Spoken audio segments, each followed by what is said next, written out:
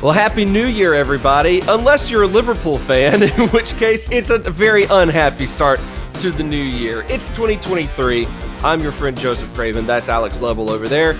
And we are back for this brand new calendar year. Taking a little bit of a hiatus to take a break from podcasting after, 6 years of You'll Never Talk Alone? Something like that. I don't even know. Don't know, doesn't matter. But now we have returned at what experts are saying is the worst possible time to have returned. Liverpool not doing well, coming off a rousing victory right before the new year against Leicester City. Really a confidence-inspiring victory. Incredible. Huge. Carrying that confidence straight into a 3-1 loss to freaking Brentford. And so now we are here at the precipice of the second half of the season with a lot of question marks. And that's why we have brought back You'll Never Talk Alone for 2023 so that we could try to find some solace here amongst friends. So thank you for tuning in. Thank you for joining us. Alex, thanks for being willing to discuss this, I guess. I don't really know how willing you are. What's up, everybody? I'm your host, Joseph Craven. Welcome to another episode. It's been a long time since I've done this. Sorry, I got off track. I want you to take it. Go ahead. It's clear that we finally hit a point in this season that we just couldn't internalize the pain anymore, and we had to talk it out, which is what this podcast has been the entire time it's existed. Yes, right, exactly. It started really as like coping group therapy sessions more than anything else amongst friends trying to make sense of what Brendan Rodgers was doing, why, we were, how we were, and it's moved on now. We've enjoyed the highest of the highs. We've enjoyed relatively low lows, and that's one thing I want to discuss in a little bit here about how all is not lost despite how frustrating this season has been so far. But we wanted to take some time off because we were just very busy people in 2022, and we just needed it. And now we need to get back into this because we genuinely enjoy podcasting and talking Liverpool with the 3 or 4 people, all from Norway, who subscribe to us. So it's great to be back. Alex, let's just jump straight into the nitty gritty, the nuts and bolts of what's going on here. What is wrong with this team? Obviously, you could point fingers in a multitude of directions. We're not scoring well. We're not maintaining possession with any level of confidence. Our defense is straight butt booty trash. There's like multitudes of layers, it seems like, as to things that we're not doing right. But when you look at the way this team has been playing this season, wildly inconsistently, when you look at this, tell me what you look at and think are some of the underlying root causes of the issues, the struggles, the frustrations that we're seeing out of Liverpool to this point in the year. Yeah, I think it's a couple things, and so I'm going to go through them all and leave you with no talking points whatsoever for this question later on. For the best. It's for, I've really got anything to say. Yeah, so, I mean, first and foremost, these players are exhausted. They are players that played in arguably the hardest working team in the world for the past 3-4 seasons. We saw that kind of reach an ugly head in 2020 in the season that just no one got to see, no one enjoyed. Everyone got hurt because of that. We bounced back. We covered a lot of ground last year. We almost became the greatest club side in the history of the sport. And then we got the shortest preseason in the history of the sport to follow that up. And you saw it kind of reaping the benefits of that. It benefits are in air quotes because everyone got injured. Right. So these players are just spent. There's a lot of miles in their legs. They've been all over the place on the field, in planes, in trains, in buses. They just need a break. The second thing, it kind of does tie back into what I just mentioned about almost becoming the greatest club side in the history of the sport.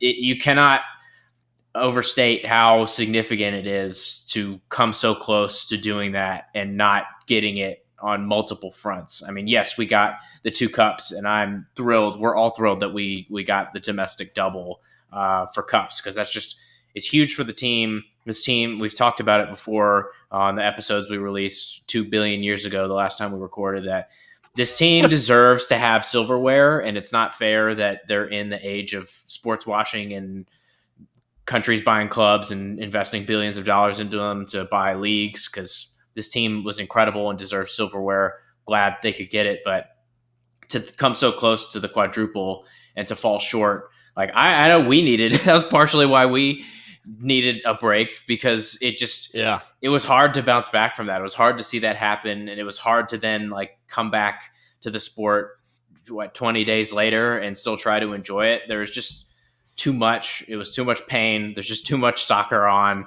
all the time. I think collectively across the podcast sphere, there seems to be an understanding of, could there ever have been too much soccer? Yes. And we're now having that, and it's not really fun anymore. We're starting to see it. Yeah, we're starting to see it. It's becoming a chore to watch, and I'm sure it became a chore to play a little bit, having to trudge through that.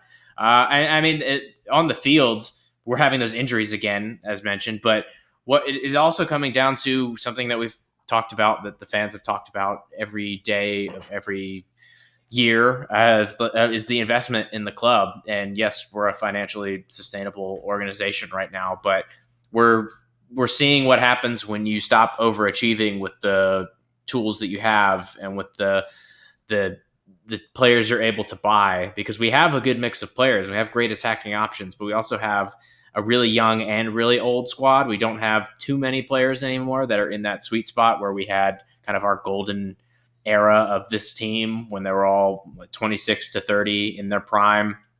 We have some players coming through that are younger. We have some players on the tail end of that are recovering from injuries. And it's kind of weirdly imbalanced in where we have depth, the players we have to call upon week in, week out. But then that comes back to the inconsistency you brought up of, we're playing different lineups each week because we suck so much that we need to mix things up, and that everybody's getting hurt. So we're forced to play people out of position or mix up formations or just not have a consistent lineup. And so that's certainly not helping us at all. Second to last is we haven't spent enough in the midfield. And the midfield being bad is what's making the defense bad, because the midfield would be the one who would apply the pressure and lead the press and constrain teams to where they couldn't do what they wanted. And we've lost those legs, and Harvey is just not that player. Like he's in this midfield, he would be kind of a classic 10 pulling the strings and a playmaker, and not someone who would come in and play that Hendo role. And kind of like Hendo when he was playing the 6, I think someone needs to tell Klopp, like, hey, this just isn't going to work. Like, he's not that player, and to make him that player is underutilizing his abilities for what he can bring to this team, especially when we have to shift players all over the place. Like, we're playing Ox at left wing when he's been a midfielder, where we could probably put Harvey out there and make it work. But that's just one example. And I don't even remember what the last point was, but that I think that is really the big thing is the midfield being bad is what's affecting the defending, and it's kind of throwing off our whole shape. Oh, the last thing is that Darwin is the most unlucky person that's ever existed. Like, he's got no touch right now. He's got negative touch on his shooting right now. It just will not. He just can't. He just can't. Yeah, it breaks my heart. Such Timo Werner vibes at Chelsea. Yes. But like, our fan base doesn't hate Darwin. Our fan base loves Darwin. Like, the Chelsea fans turned on Timo immediately. But like, we're just backing him through. But right now it's just not working. Like, everything is great except for that one final product. And that is unfortunately holding us back quite a bit that they won't go in. Yeah, I do like, piggybacking off of that, I do like the fact that after the Leicester match, when Darwin he was creating everything. And I mean, truth be told, the own goals that were scored, he was doing a lot to put pressure on that caused those mistakes. So you don't ever earn an own goal necessarily, but we did a decent job of kind of earning those. But I think it was after that match, the video came out of the fans singing his name to kind of to recognize, to let him know, hey man, like we see the work, we saw you putting in the effort, we saw you attacking well, we saw all of that. Like it's not lost on the fan base, and I think that says a lot. That says a huge amount about exactly what you're saying, how we are not immediately, we're not so spoiled. I guess that if you don't immediately jump in and finish all of that, if you're having a bit of bad luck adjusting, whatever it may be, like our fan base is a little bit more understanding, because, or at least know enough about what's going on, recognize enough about what's going on to appreciate the work that is going in. So a lot to be said about that. But yeah, you're absolutely right. I had somebody ask me during the Brentford match, he's not a Liverpool fan. He was watching and he was asking me, like, genuinely, like, he's like, I just don't get it. Like, what is happening to this team? And I think for non-Liverpool fans, it's easy to forget exactly what you were just saying in the workload and the shortened off season, and how so many of these guys also went to the World Cup. You know, there's so much about, you can't say enough about how busy this team has been and how outstanding this team was just a year ago. That is what other fans see, and they're baffled by it. But we, I think, as Liverpool fans, are just a little bit more aware of the context, and we remember, hey, I mean, like the Champions League final, we were just in that. You know, we were just in a tight title race in the Premier League itself. We just won both of the domestic, mid-season competitions. Like we did all of that stuff, and fans of other teams are probably not going to remember just how heavy that workload was. They're not going to have had the same bogged down schedule. It's why a lot of people, I think, when Jurgen Klopp, does get on his soapbox about, the match congestion, fans of other clubs don't necessarily understand where he's coming from. It's because they don't see that firsthand like we do. We don't, we have been active in every competition that we're a part of and competitive in every competition. And it's come with some downsides, and we're seeing the downsides right now. So I replied to my friend. I was like, well, a lot of it is, our guys are older. Now, the core of this team are just older. And it doesn't necessarily mean that they suck now. It does mean that it just takes more. And it takes more out of them when they have these workloads going on. And when you have someone like Virgil van Dijk, who is asked to be such a leader for club and country, all while still really, only just now getting over a catastrophic knee injury, right? Like, it takes time to get over that too. You've got that going on with Virgil, where he's a little bit older now. We're seeing Henderson's age really come out in the way he's been playing recently. His age, and of course his injury struggles over the years, kind of piling up. We see a lot of it's a war of attrition in a lot of ways, and we see it firsthand. But it can be very difficult, I think, for other people to see and understand that. And I get it, I do get it. I don't act like I really understand everything that's going into Arsenal's success this season. I don't necessarily understand it, but they're being successful. So I can't fault it being on the outside in. I can't deny what's going on there. So yeah, 100% agree with you it's just, we've got tired old legs. Yeah. It's like me every morning trying to get out of bed. It's how the team is right now. We're old. We've been through a lot. We're tired. We're worn down. And we're seeing that right now. But what I think is very interesting, kind of changing tone just a bit, but still looking at the bigger context of last season, moving into this season and our current state and where we are. What I think is fascinating are two quick things. One of them being that if this was when we started recording this podcast years ago, and we were 6th place, one victory, 3 points away from getting into 5th place, only, a few victories away from working our way into the top 4, game in hand against a couple of teams, Or no, just a game at hand in City at this against City at this point. But if we were in this position when the years that we first started this podcast, we would feel vaguely optimistic about it. We'd say, hey, we got good opportunities. We can really hit a stride post Christmas, momentum and make a push. So there is a positive that I think we can actually take out of this, that this is a good position to be in where we are frustrated to only be in sixth place. And we have to be frustrated because we have reestablished ourselves. And you could talk more. I want you to talk more on this point, but we have reestablished ourselves as a dominant club in England, or I'm sorry, in the world, like we've kind of always been, but we've reestablished ourselves as a dominant club in England. And I think that's huge. And so I think that like when we look at the bigger perspective of things, it is kind of a positive in that we can look at sixth place and say that would have been fine a little while back, but we've redefined, like our definition of success is not that anymore. And that's great. It's that you could see the growth of this club over the past 6-7 years, however long it's been. Yeah. Like it's a disappointment to be where we are now. And you can almost kind of see it in the way that our crisis, if you want to call it that, which it kind of is talked about compared to someone like Spurs, if that's a word, or Chelsea. Spurs is actually the plural. Spurs of these.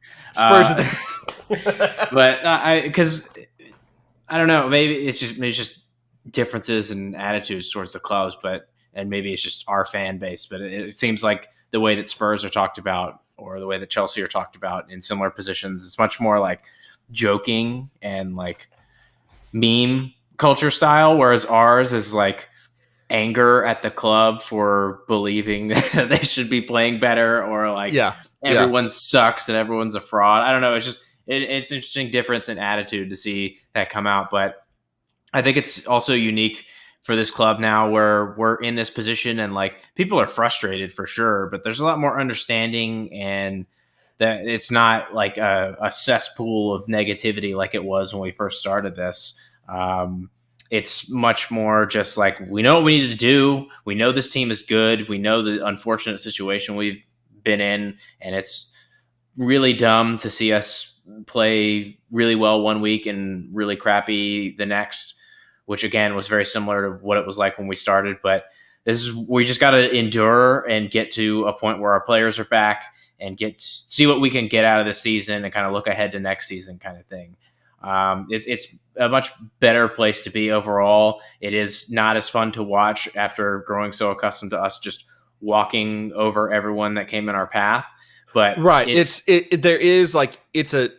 a good place to be in and a very annoying place to be in. Yeah, it leads to stuff like the first half of this season, where it's like, well, I don't want to talk about this. This isn't fun anymore. Like, this is just kind of annoying. Like, we did so well, and now to see this happen and just to like be frustrated with stuff. But I mean, I think we still have a lot going for us, and we're still in good hands. And if there's anyone who's going to see kind of what we're doing wrong and try to tweak it, I think it's the staff we have in place. But they need to do that a little bit faster, and there's only so much they can do without kind of getting in new people.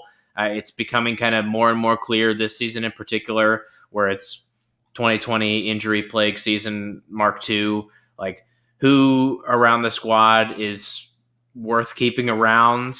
I from a playing standpoint, I know a lot of, like, I would hate to see this squad get broken up. There's so many players on this team that even if they don't, they like really frustrate me when they play, like still love having them around. They're still going to be part of the memories of my favorite time supporting this club. But we do need a refresh. Like you mentioned earlier, we're getting older. There's another year in these legs. Some of these players have been playing for 20 years. James Milner's been playing for 6,000 years as a professional. It's just, it takes its toll, especially with the weird seasons that we've had over the past few years. Like, it was always going to catch up with these players, and it's happening. And it does need to be looked at within the context of a span of time. It's not just match to match. And I think that's where a lot of the nuance and what's actually going on with the club is missed. But it's also where the solutions lie. Like, there are some quick fixes that we can try, but really what we need to do is kind of start having the frank, tough conversations of what do we do with some of these players now that the January window is open? What can we do now? And what can we start planning for in the summer? And how can we plan if the club is potentially going to get sold? Right. Right. But yeah, I mean, like personnel wise, that we've got to be able to alleviate the minutes on the legs that are being used so much. Yeah. The guys that are out there so much. We have to be able to alleviate the minutes, and there have to be some moves, some additions or something going on to help them out, because if we are looking for like, okay, survive this year and bounce back stronger next season, which I do think this team still has. I think the core of this team still has all the talent to be able to do that, especially with just modern training. Like professional athletes can stay in their prime much, just longer these days, especially if it is a great team and not just a great individual. And so I think you've got that to look forward to, but there has to be something done, exactly what you're saying, to help out with that. You have to. It's why you have to bring in players like Cody Gakpo, right? You have to go ahead and make those moves now. A lot of people saying, okay, that's kind of weird. Didn't we just get, Luis Diaz? Don't they kind of both play on the wing a little bit, maybe in the forward and center forward spot? Obviously, Diaz not healthy right now, but like raising those questions, it's like, well, you see much more so now than ever the importance of depth and the importance of having players that you can count on to just give other players rest, to give other players a break. Yeah. And so, sorry, go ahead. No, you're good. You're good. So I was just saying that's just how, like, you see the importance of getting these guys in now and for the future. Like, you have to have them both. Yeah, and I think that's one thing that we're also lacking a bit right now. We do have the depth, at least in attack when everyone's healthy, but we've talked a bunch about like the player profiles and the player roles more than their positions necessarily. And I think what we're seeing now this season in particular is that as the squad's aging, as we're kind of bringing in new blood, phasing out old blood, the player profiles that we have don't match the style that we played when we were kind of in our peak with this group of players. And we're seeing slight tweaks and we're seeing slight adjustments to how the team plays based around that. And that's another factor. Like, these players are so used to playing a certain style, and we're adjusting it, and we're throwing in different types of players. Like I keep going back to Harvey because he's such an intriguing conundrum in this team where he is clearly a huge problem in how we play, but it's not his fault. Like, he's just not that player. And what he does when he does have the ball is incredibly helpful and useful, and it's being underutilized. And we just need to figure out what we can do to adjust around that. I know we've tried changing shape earlier in the season. Maybe we need to resort back to that as we look at who we've got fit and what we have available in order to get the most out of what we have, or slowly but surely find that next evolution, whatever that is, if it's the same shape, but players shifting around and kind of moving into different styles. That could be something, because you saw like in the Villa match a couple of days ago, where when we were in full flow, it looked right. Like, the players were different in some areas, but everything looked like what we were used to. But more often than not this season, it's not looked right, just because the way these people that we've brought in interpret the places that they're being asked to play is so different that it's not going to work. And it's just up to our staff to figure out how to make that work. And we have all the confidence in the world in our staff for picking the right players. First and foremost, getting guys that they actually feel like they can use, and not just finding guys that have a big, name attached to them and all that. The issue we're running into that's different than ever before is the urgency of the situation. Mm-hmm. We have to make more moves now. We can't rely on our tried and true method over the past several years of get one or two guys that every season that work their way in and are big contributors. No, we need to be able to go. We have to make 4 or 5 moves immediately. We need to make a couple of moves here in January and then still more in the summer. It's like the urgency of the matter is much different than it was before. Looking at the bigger context as well of the season for everyone right now, just go looking through the table real fast. Obviously, Arsenal first place with 44 points, only the one loss on the year. Man City with 36 points on 16 matches played. Newcastle, as of the time of this recording, Newcastle 35 points, only team in the top 6 with 18 matches played. United 35 points, Tottenham 30 points, us 28 points, Fulham right behind us 28 points, 18 matches played. Brighton 27 points, Brentford 26 points, Chelsea 25 points. So you have to get all the way down to 10th place Chelsea in order to have a double-digit difference in points from number 2 spot all the way down. I'm sorry, you have to get to number 9, Brentford, 26 points versus Man City's 36. So there's you have to get pretty far down before you get into like a bigger disparity in the table. And it kind of shows something that it reminds me a little bit more, and I want to get your thoughts on this. It's reminding me a bit more seeing teams like Fulham doing well, Brentford doing pretty well, Newcastle, of course, being in 3rd place. It's reminding me more and more of that 2015-16 Leicester City championship season, where it was like you had this break. You had strings of victories between this club, back and forth between the Manchester clubs, Chelsea sprinkled in there. You kind of had your like big name teams that would show up, and then you all of a sudden had a quick break. Somebody else wins it in a weird year where the traditional, quote unquote traditional over the last 6 seasons, as traditional as 6 seasons, but like the favorites over the past several years have a down year and are out of it, and someone who was maybe not considered a favorite. Not saying that Arsenal carries a little bit more name recognition than Leicester did, but I think it's very interesting how this season kind of has a feeling a little bit where the teams that people expected to be in competition for the top spot, City, us, Chelsea, just going back to year before that, City, United was 2nd place in the 20-21 season. We were still in 3rd, Chelsea still in 4th, right? Like you go back to our title winning season and it was City and United and Chelsea, right? So you had basically these 3 or 4 teams, because United wasn't always really in contention, but you had these 3 or 4 teams that were the favorites for several years in a row. And then a year happens like 15-16 where all of a sudden they're down and somebody else takes advantage of it and has a wonderful season.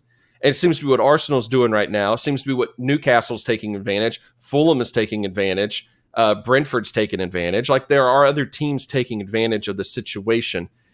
This season kind of echoing a little bit of 15-16 to an extent. And it starts to kind of make you wonder, is this...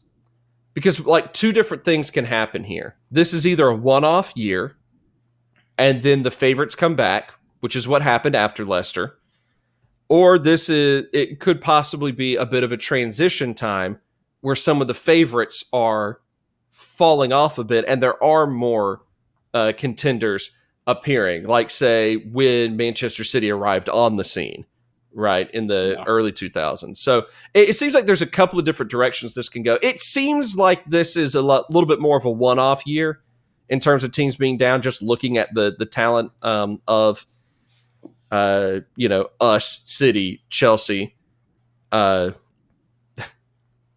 Fulham, know. But it seems like a bit of a one-off year. But I think that's interesting. What's your take rather on the league as a whole this season and so far what we've been watching? Because I don't think it's a stretch to say that the both of us kind of agree. It's not really a very good season. Like it's cool that anyone can beat anyone. Like it is It's weird that this year in the Premier League and like the NFL as well, like it's very rare that you see so many teams not being that great. Like I can't remember the last time in the NFL where there just weren't that many like really top teams where Right. there's like 2 losses, 3 losses. There seems to be so many like 9-7 teams, and that's basically Yes. what we're dealing with right now in the Premier League is all these teams going 9-7 Yeah. because it's such a weird season even before it ever started. Like we've brought it up to the shortened preseason that Yep. cannot be like that is such a key factor in a lot of this. You can't gloss over it. You just can't gloss over it. Yeah, after the wire to wire season last year, with these highly technical, highly physically intense teams that have just been dominating, that rely so much on high pressure and like very smart, precise movements and quick ball retention and switching like sides to make sure that you're opening up opposition. Like it's just hard to do that when you're exhausted, and we're not the only ones facing that, as you can see, because we're not playing well, but we're still not that far off Right. from getting back into the top 4, and that's what we're up against. And I think it will correct itself when there is a full preseason and there's not a World Cup in the middle of the season, and players and clubs aren't rushing to get ready for the next season and like not planning their typical trips and camps to bond and get to know players, allow the new people to bed in fully. So I think we will see that overcorrection, and I also think we'll probably see a bit more intelligence in the market and how people spend, because we that's you see teams like Fulham and Brentford and even someone like Crystal Palace who they bought well. They signed really intelligent talent and like players that you could think, oh, they could probably be at a bigger club, or they will be at a bigger club in a few years, but it makes sense for the way they play. Whereas it seems like there's more signings of opportunity coming from the top teams that you would see, or just splashing the cash to get a big name. That could even like fall, like we could even fall into that category for some regards. Like I think Gakpo is going to be a huge success because he's an incredible player, but looking at all the people that have left our scouting team in the past year and how we've changed up things, like it remains to be seen how that decision was made, although I think it will benefit us. But I think it's a one-off and will fix itself. And I mean, even look at Wolves. It's crazy that Wolves are in the relegation zone and have been in the relegation zone this entire season. Like no team with that roster should ever be that far down, and it's probably one of those they're too good to go down situations, but they really aren't right now. There's just a malaise over them, over a lot of clubs, and the ones that have plans, the ones that have played within themselves, the ones that just have their philosophy and stick to it and make themselves greater than the sum of their parts, and probably also didn't have to deal with half their team leaving for a tournament mid-season. Those are the ones that you're really seeing, I would say, probably punch above their weight, but also kind of finally bring parity given the amounts of money that are flowing around the league.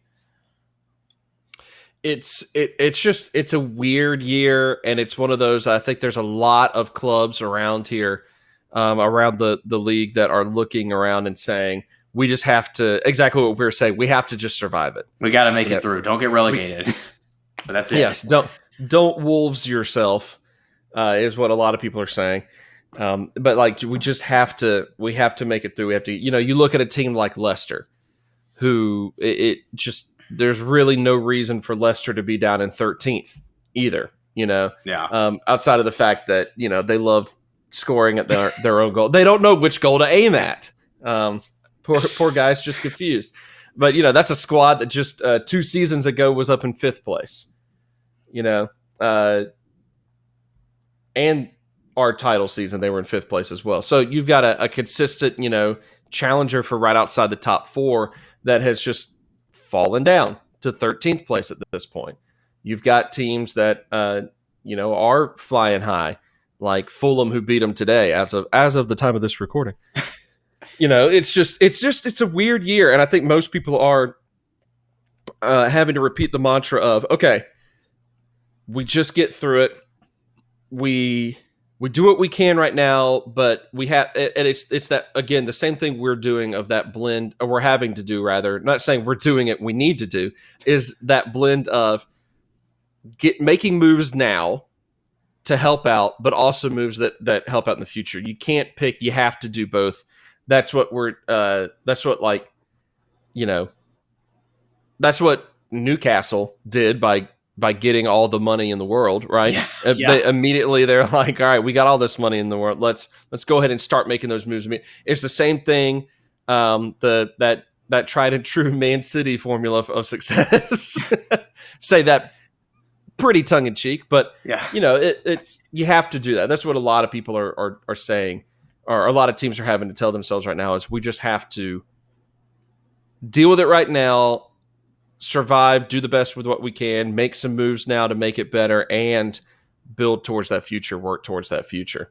So, Alex, let's get your opinion on what Liverpool needs to do. What is it that we need to work on? Let's start with right now to fix things. Obviously, there is the big thing of if we can make another move in January, if we can go ahead with this transfer window and get get fresh legs in the midfield, something like that. Obviously, there's stuff like that, but with some of the players that we currently have, that maybe you'd like to see some rotation on, in some of in the lineup. What do you think that we need to do with this roster, new signings, rotation, whatever it is? What's your opinion on this? I ask you because you're the guy that understands tactics. I can look at the league and go, yes, there's a grander narrative going on that really mimics the 15-16 season. That's my thing. You actually understand the sport, so you tell me. What do we need to be doing? I think we kind of need to. It's weird for right now, but I think we kind of need to get away from the 4-3-3 that we've been playing for so long. It just really doesn't work with who we've got fit and who we're asking to play where. And I wasn't really a huge fan of when we went to the flat 4-4-2 earlier this season. It ended up being a 4-2-2-2. It just left us kind of high and dry up top. We had the way to get possession and the outlets up wide, but once we got there, we didn't really have enough inside to make anything happen. I really liked I think there was a game where we did play more of a diamond shape, and we allowed our attacking mids to play like attacking mids.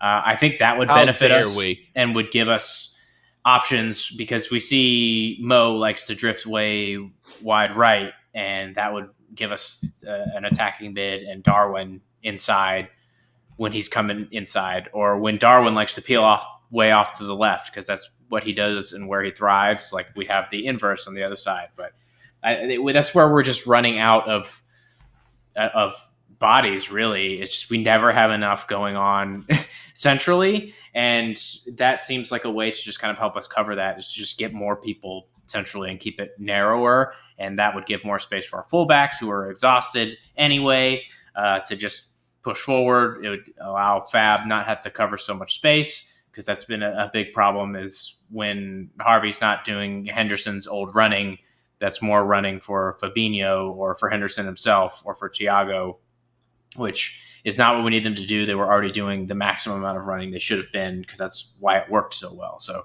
I think we're going to have to do some more adjustments like that to get the best out of who we have right now, and to make us a little bit more consistent, and just take away a lot of those gaps in our play, because we just give up so many opportunities. I think there was a stat that was doing the rounds a couple of days ago. It was no team in the top 6 gives up more high quality chances than Liverpool. And people who watch Liverpool week in and week out can attest to that. We do our utmost to ensure that any team that we're playing has the optimum amount of chances to beat us. Or if we've taken the lead miraculously, because we always concede first, here's plenty of ways to get back in the game by leaving you wide open in the box. So we just can't have people like Dewsbury Hall having the parting of the Red Sea to have the entire half to himself to go score a breakaway. That's that can't happen anymore. We're in such a precarious position, and we're too good of a team to allow that kind of stuff to happen. So that's really where I think the changes can be made, and then we hopefully see more out of people like Harvey, who I've brought up a lot. And I don't want it to come off like I hate the kid. Like, I think he's one of our brightest prospects, and I just want him to be I'm a huge fan. Put in positions where he can use his skill set, because right now he's not playing the role that he wants to play or is used to playing, and he doesn't look right, and he's getting unfair stick because he's doing what he can for the team, but it's not what is best for him. Or someone like Fabio Carvalho, who we haven't seen in the past few matches, just because it seems like we don't think that he fits with what we're trying to do. But I don't even know what we think we're trying to do at this point. And I'd love to see him get more chances, because he's got all the tools to help us out and to be impactful. And it would also cover for people like Henderson, whose legs just can't keep up anymore, or Thiago, who can't play full 90 week to week, or Naby, who hasn't touched a ball in 3 years, or even while Jones. On the pitch, like he's on the field, the ball's just going past him. He's like, all right, well, see you later. With on the Carvalho note, I just wonder, because Jurgen has been so adamant over the years that like he picks his starting 11 based off of who's been showing up in the training, like, you know, leading up to the match, and not necessarily who was great in the match before. I just wonder if Fabio's just not been good in training recently, and that's it. You know what I mean? Like, I wonder if that plays it, like, legitimately, if that plays into factors a little bit, where maybe he's struggling a bit, and so that's why we're sticking with some of those guys. Anyway, sorry, keep going. Or Ox, who has just. He scored, and I'm very happy that he scored, but it just hasn't looked right. He just hasn't been the same player, and I seems much more like a shop window kind of thing than we were really counting on this guy to come contribute, because we also probably would have put him in the Henderson role if we were doing that, because that's where he showed his best for us. Or Curtis Jones, who also hasn't touched the ball in 3 years. Like, it's really hard to know what's going on with that guy. Like, we don't have that spot in the midfield sorted out, and so we're going to have to adjust, because it's like crucial for the whole machine to work well. That cog has to be functioning at full throttle. Yeah, and that's where, and not being the tactical guy, like, I don't hold that title, but I think that's one of those things that makes it, or it's very, very, very clear that Klopp would love to rely on Diaz and Nunez. He would love for that partnership to be healthy and be playing together, because, again, what you're saying, you know, when Nunez loves to drift out to the left side, and we need a left winger that is very, very comfortable playing right in front of goal as well, which Luis Diaz definitely is. And so it's like, in the absence of, it's one of the things that made Sadio Mane and Mo Salah such a good wing pairing, is that the two of them were so good at cutting in and having whoever was the center forward be able to pop out to the wings, right?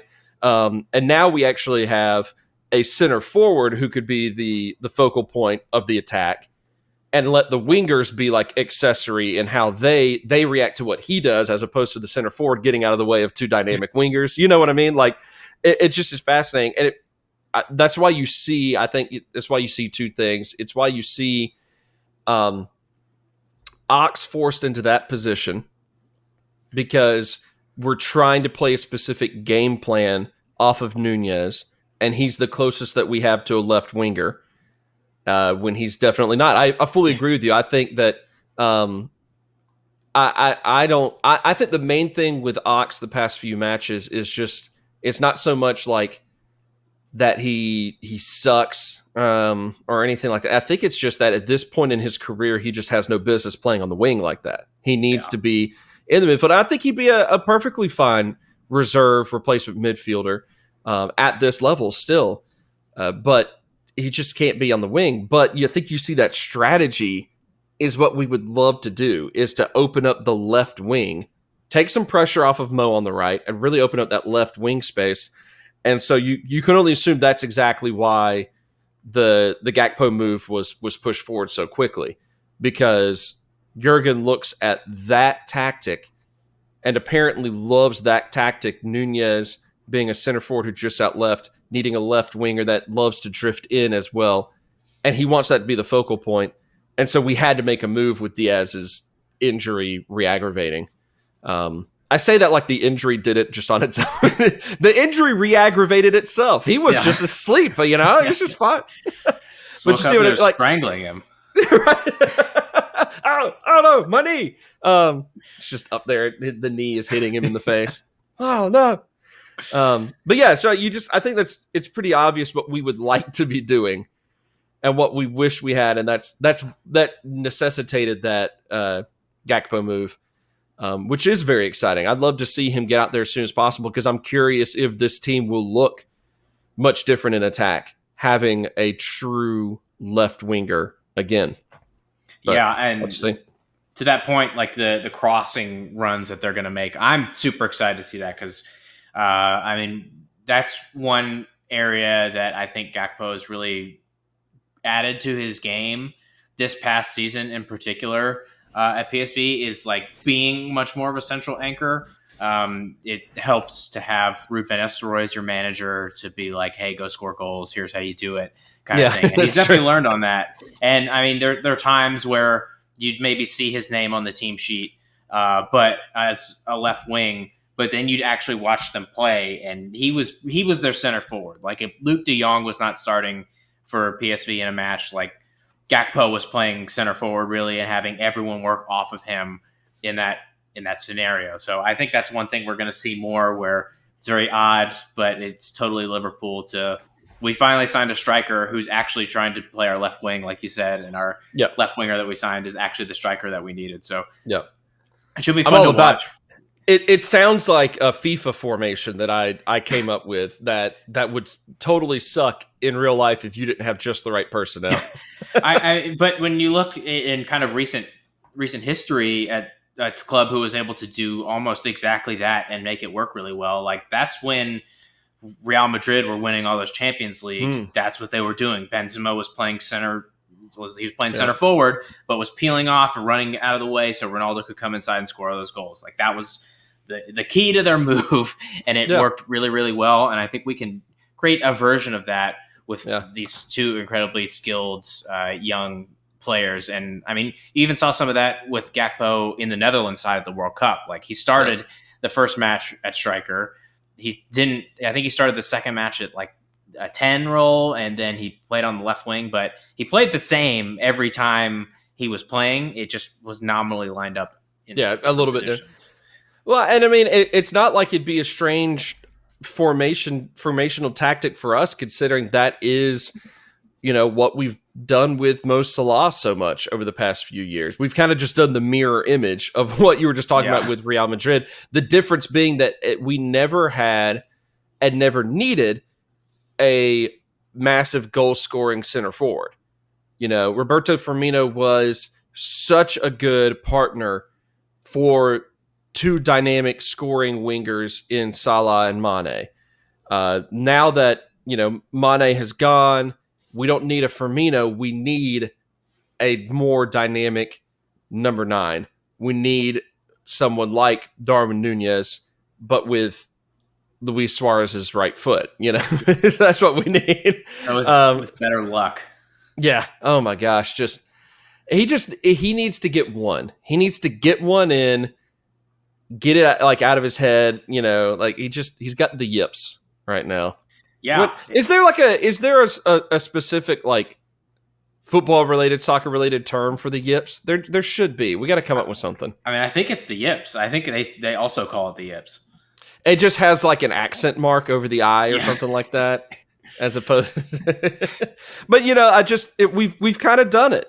Why not do it again in a different level? And then I wonder if that's going to help free up not having the pressure on Mo as much. What that's going to free up for him, it's all speculation, but you got to think that's kind of what we're hoping to accomplish here.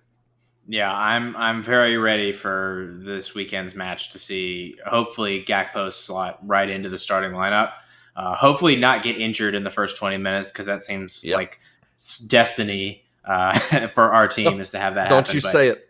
I would love to see Darwin and Gakpo just get some reps together so they can kind of work out their playing relationship, because the skill sets seem to gel, but it's not going to click right away. Let's give them a chance to run at it. We've got a full week rest after this. Like, we can afford to let them run out and figure it out, and also just hopefully let Darwin bag some goals that he's so desperately deserved and get that confidence. No question. Let's look ahead a little bit at the upcoming schedule, because obviously this weekend is not a premier. It's not a league weekend. FA Cup against Wolves, Wolves. So you've got the benefit of going against a struggling team in a competition that is not the emphasis. So you have the opportunity to say, okay, let's get out there and try to just correct things. Let's get out there and try to get the confidence back before you actually get, believe it or not, Alex, an entire week of rest. What? Before the next, I know, a Saturday to Saturday league break. It's unbelievable. So, and depending on what starters, we decide to rest in the FA Cup, you could have some starters that are looking at more. You is looking at double-digit days of rest. What? Insane. What? Insanity. But you've got this Wolves opportunity before you have to go up against a relatively rough couple of weeks. Brighton, who has been playing pretty well. Chelsea, of course, has been in the same sort of up and down boat as Liverpool this year, but always, they're Chelsea. You never want to overlook them at all. So you've got, I just realized that we have Brighton, who used to have, now I'm drawing a blank on the manager's name. Graham Potter. Thank you. And then we're going up against Chelsea the week after that. Man, it's like a revenge tour. Graham Potter revenge tour or something. So looking at the next few weeks, till the end of January, let's just talk about those matches as a preview. What are you looking for, Alex? Obviously wins, victories. Yeah. But what are you looking for when you look at an FA Cup match? Good Lord. FA Cup match, but then two big league matches to round out January. What are you looking for out of the Reds? For the FA Cup match, I'm definitely looking at Darwin and Cody getting to become best buds on the field. I would like to rest Mo in that match, and maybe see like Harvey shift out to the right and play that wing position that he thrived in at Blackburn, and see what he can do out there, especially playing balls in behind for our incredibly fast attackers on the other side. Definitely want to see us maybe give some looks to just maybe some different midfield combinations so that we can hopefully find a balance, maybe get Curtis Jones back into the rhythm, because he was really settling into life as a Premier League player. He'd kind of worked out that taking a little bit too long on the ball problem that he had, because you just have that much more time when you're playing at a lower level. And now he'll have to get back into that, because the one or two times he's played this season, that's definitely been an issue. Hopefully, biggest thing also just hoping that no one gets hurt, because we can't afford to have anyone get hurt. Against Brighton, they are a team who we always seem to like jump out to leads against and then blow it. I would really like to see us not do that. It seems like we're much better playing at the Amex than we are playing at Anfield against them. So got a bit more optimism about that. We just need to put in a full 90 against them, because we haven't been, and it's cost us some very important points. Like, they're playing well. They're a good team. I think Mitoma versus Trent will be a very nerve-wracking matchup, considering the form that Mitoma is in. I think he finally got a goal today, because he's definitely earned one the way he's been playing. But yeah, it's going to be tough. I hope Virgil's not out for too long, because Matip and Ibu don't play much together, and it's just not. Certainly don't play well together. Yeah. Ooh, man. My word. That was bad. And it's just not been Joe Gomez's year, so I don't think I would like to see him be one of the replacements. But we just got to put together a full performance and not give them an entire half to just have the freedom and go score on a breakaway.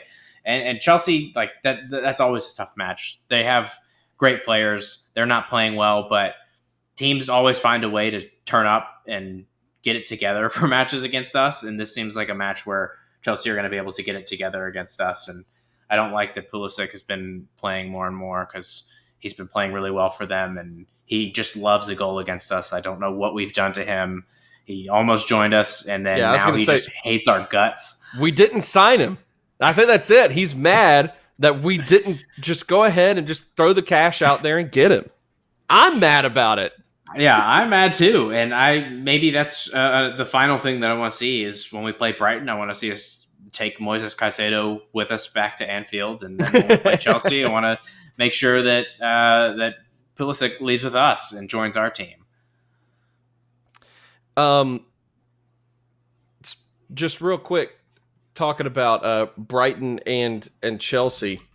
Does it bother you like it bothers me that you've got this guy, this player in Cucurella, who has this, like crazy hair, it's just this like classic kind of like, just Spanish defender who just has no business being up forward, but he's up there and he's loving it. He just is such like so wild and all that. And then his name is Mark. It bothers me to no end. The Cucurella's name is Mark. Yeah. I'm just like, he just deserves better. Like, give him just literally any Spanish name would be great. And then you just got Mark with a C. Anyway. Sorry. It's like Cody's first name being Cody. You're right. Like, that's weird. It's just not right. Like, you just went to middle school with him. Right. And I guess I'm only making it worse by calling him Mark Cucurella. Like, that's that's the most American we've ever gotten, I think, on the like Kooks. Hey, old Marky C. Oh man. Anyway, I'm sorry. That was just a little soapbox I got to get on. It just bothers me. I look at him like, you deserve a more dynamic first name. Yeah. Than Mark with a C. But, so looking back at the schedule, it is tricky. Obviously, these are good teams that are again in the same boat as we are this season in terms of kind of up and down performances at times. Brighton, of course, had to deal with losing a manager at a very inopportune time, but then rebounding and like the transition period for them seemingly was not that bad in hiring a manager that seemed to be able to work with what he had been given, what he had inherited. I did look at it, and yes, in today's match, as this as of the time of this recording, on January 3rd, the evening of, as we're recording, but in the match today, Mitoma, Evan Ferguson, Solly March, Pascal Gross, all on the score sheet. So you had an 18-year-old Irishman in Evan Ferguson. You had, I don't know much about Mitoma. Is that how you pronounce it a minute ago? Okay. I don't know much about him either. But then, of course, you've got familiar names like Solly March and Pascal Gross, who have been mainstays in Brighton's success over the past few seasons. So you've got a manager there that seems to be able to work in the new and the old pretty well. And so you got to. There's a lot going on there. I've got my Brighton scarf right behind me as well. You're gonna have to hide that. Yeah, I know. Have been there. Been to the Amex before and had a good time. Best meat pies in England. So you've got that to deal with, and then Chelsea squad. It's just there's a lot going on here. The solace I think that we've had, or that we can take from this, is for the most part, like this season, we have done better against good squads. Brentford obviously is doing well right now. They're higher up on the table than most people would have thought that they would be this season, but I wouldn't say that you necessarily would consider them to still be like a good squad. We just played so poorly. Yeah. But against so many of the better teams in the league this year, we've done well against them. Beating Tottenham, beating City, obviously being a big one. So we do have it in us to rise to the occasion.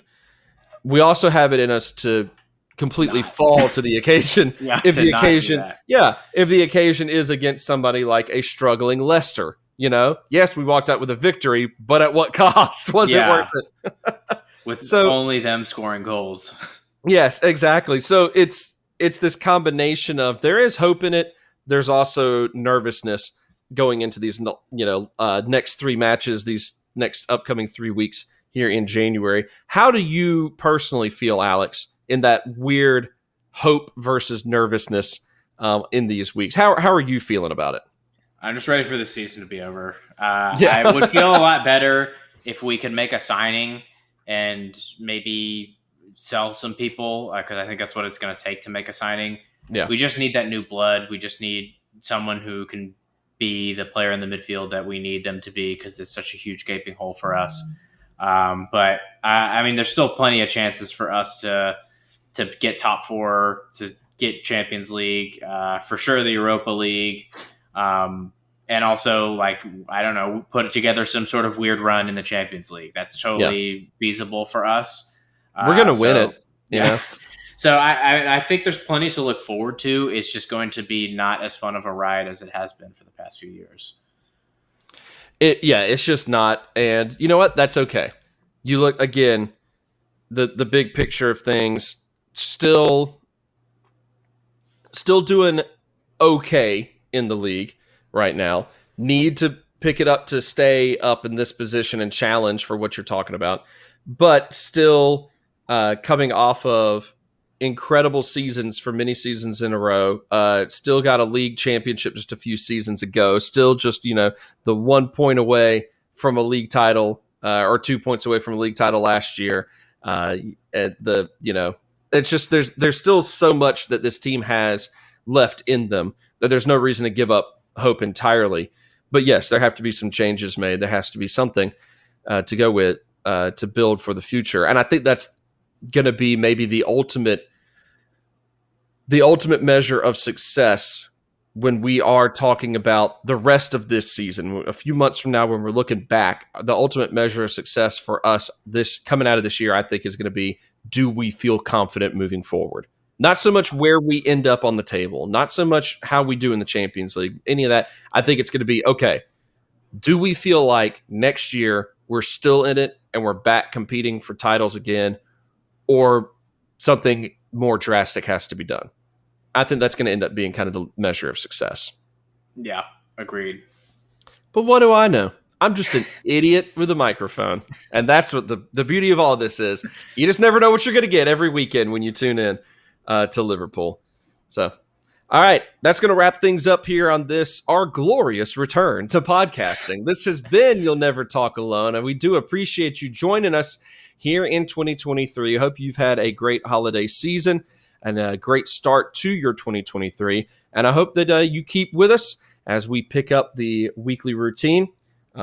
Fingers crossed, we'll keep you posted if things if our schedule does get changed around as it is. But as for now, looks like we're going to aim to get back in the regular routine of pumping out these episodes and talking with you about our Reds and what we're seeing from way over here across the pond in the US of A. So, Alex, appreciate it, man. Yeah, thanks for having me. Glad we're back. Woo! If nothing else, it feels good to be podcasting again. Even if I've forgotten how to talk most of the time. You know what? Honestly, I've had you on mute this whole time. So. We got to start Scrap it. We got to start over. Oh, well. Thanks for tuning in. Bye.